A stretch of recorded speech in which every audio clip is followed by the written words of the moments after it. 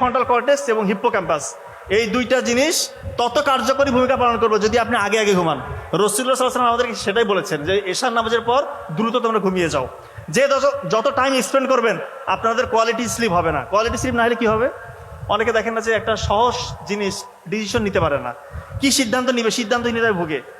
এটা হবে না, আপনি সঠিক ডিসিশনটা নিতে পারবেন। কোনো সমস্যায় পড়লে সমাধান কি হবে অনেকে বের করতে পারে না। প্রবলেম সলভিং ক্যাপাসিটি এইটা আপনার তৈরি হবে যদি আপনি আগে আগে ঘুমান। এবং আগে যদি না ঘুমান, যারা রাত জাগে তাদের হরমোনাল ইমব্যালেন্স হয়।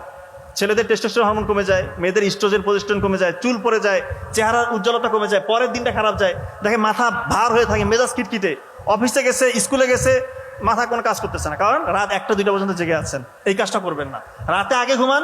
প্রিফ্রন্টাল কর্টেক্স এবং হিপ্পোক্যাম্পাস অ্যাক্টিভ হয়ে যাবে, আপনার স্মৃতিশক্তিও প্রখর হবে এবং আপনি অনেকগুলো উপকার পাবেন এখান থেকে।